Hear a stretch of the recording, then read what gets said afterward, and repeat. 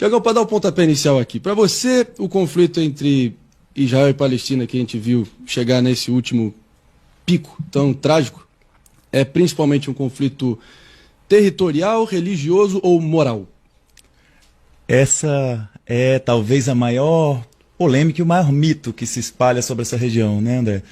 Tem gente que trata a situação que o povo palestino vive desde 1948 como uma região que vive sempre em guerra, em que religiões antagônicas estão ali e que algo como que não tivesse solução.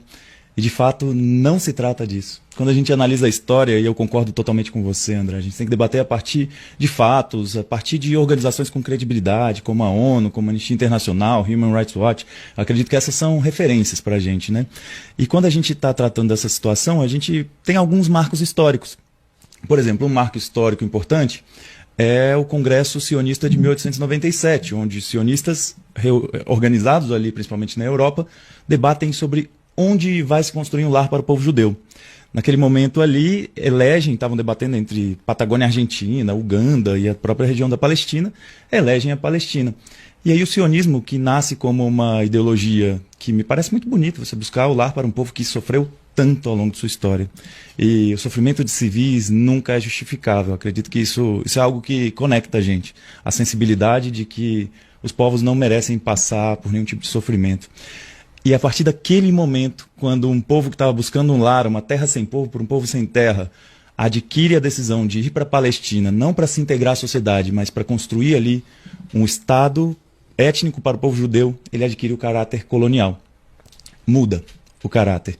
E isso leva a problemas. Esses problemas eles se intensificam quando, no final da Primeira Guerra, o mandato britânico, que derrota o Império Otomano naquela região, já tinha prometido para os mecanos construir um grande Estado árabe ali, numa divisão com a França, tinha combinado de dividir aquela região, a partir do Líbano seria francês, a partir da Palestina seria britânico, e que em 1917 o primeiro-ministro britânico, naquele momento, escreve uma carta para o Barão de Rothschild, que era a pessoa mais rica da época, um judeu sionista, prometendo aquela terra para ser um lar para o povo judeu.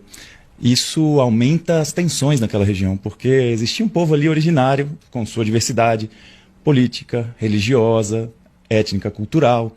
Inclusive, naquela época, André, existiam 10% de pessoas cristãs e 3% de pessoas que seguiam a religião judaica. Então, era um momento que se vivia em paz ali. E quando começa esse processo de migração mais intensa, financiado por judeus sionistas que tinham acesso a muita renda em tantos países europeus, ele adquire um caráter de aquisição de terras, numa dinâmica não integrativa, mas de expulsar, numa dinâmica de consolidação de território, aquisição de força de meios de produção, controle da força de trabalho, do mercado de trabalho, e isso vai levando a conflito com o povo originário daquela terra. Gradativamente, o povo palestino entende que vai perder o seu país originário. E o povo nas várias religiões, inclusive a gente viu bombardeado em Gaza igrejas católicas, a gente está falando de fato de algo que não é algo restrito ao povo muçulmano. E esse processo ele adquire um caráter ainda mais drástico quando, em 1936, o povo palestino se rebela contra o Império Britânico, que exercia o mandato britânico sobre aquela região, e os sionistas, que naquele momento já controlavam terras, meios de produção e já estavam organizados em milícias, portanto uma organização paramilitar, se aliam com o Império Britânico para reprimir o povo palestino, que é massacrado em 1936 até 1939, e a partir daquele momento já estava selada ali uma aliança, não por motivos religiosos, nunca se tratou disso. O Império Britânico privilegiava o diálogo com os sionistas muito mais no objetivo de dividir para conquistar, e não por motivo religioso. Inclusive porque, se a gente for olhar, o cristianismo tem mais similaridades com o islamismo do que com o judaísmo. É uma coisa interessante que pouca gente sabe. Porque, por exemplo, ambos consideram Jesus como Messias, anseiam pela volta do Messias, enfim. Tem vários aspectos interessantíssimos para abordar sobre isso. Mas aí a gente voltando, vem a Segunda Guerra Mundial. Na Segunda Guerra Mundial acontecem os horrores do Holocausto, que o nazismo promove, o nazismo enquanto uma ideologia racista e supremacista, promove contra um povo que não merecia passar por aquilo, que é inaceitável passar por aquilo, aumenta a pressão sobre a criação do Estado de Israel. Quando volta da Segunda Guerra, o Reino Unido o Império Britânico já está fragilizado e já não queria mais entregar aquela terra para a construção do Estado de Israel, porque ter colônia é muito lucrativo. É só a gente ver o que acontece até hoje em 15 países da África Ocidental, com a França, o que acontece numa dinâmica de capitalismo de centro e periferia, né? Capitalismo dependente. A gente vê que o Reino Unido resiste o Império Britânico resiste a entregar aquela terra para a criação do Estado de Israel ou para a criação do Estado palestino, e acontece o que chama da insurreição judaica, em que essas milícias sionistas, elas se armam, elas realizam 60, por exemplo, um dos grupos dos sionistas armados, um grupo chamado Irgun, ele realiza 60 ataques em 2 anos, e nesses 60 ataques tem o bombardeio ao Hotel King David, que mata 91 pessoas, tem ataques a pontes, a trens, a restaurantes, a cinemas. A gente está falando que naquele momento ali se estabelece o terrorismo enquanto prática. E é algo que depois foi incorporado ao exército de Israel, na fundação do Estado de Israel, porque em 1947... já depois da Segunda Guerra, com a insurreição judaica, o Reino Unido vê que não vai ter controle sobre aquela terra e se torna um problema para a ONU, recém-nascida ONU, resolver.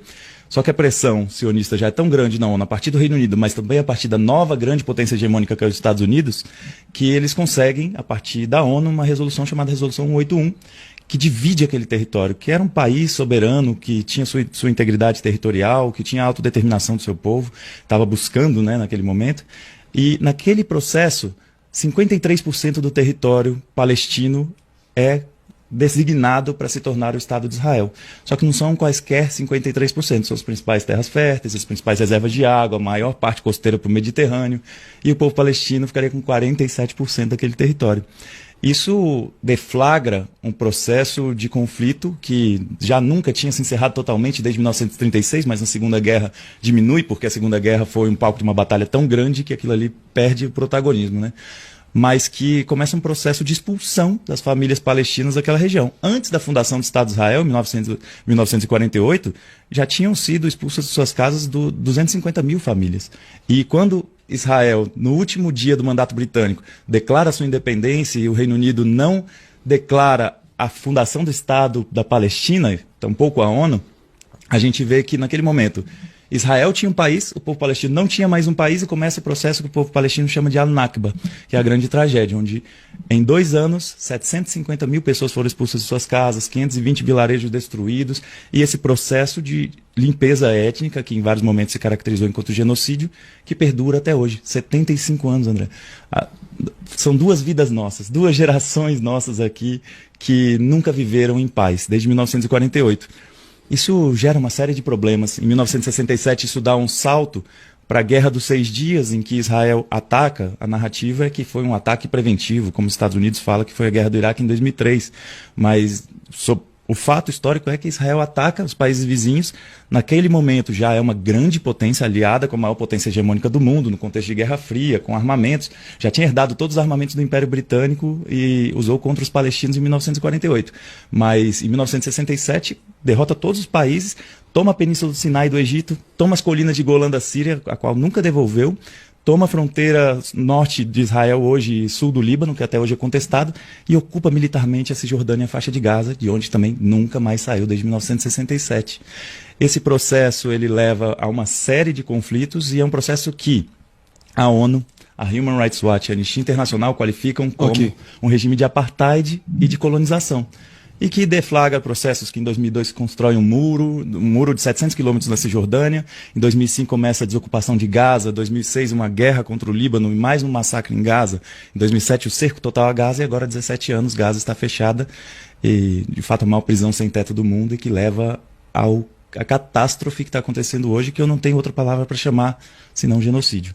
A gente passa por esse processo todo, André, para dizer que de fato não tem nada a ver com religião, porque se fosse pelas religiões os povos viviam em paz em 1917.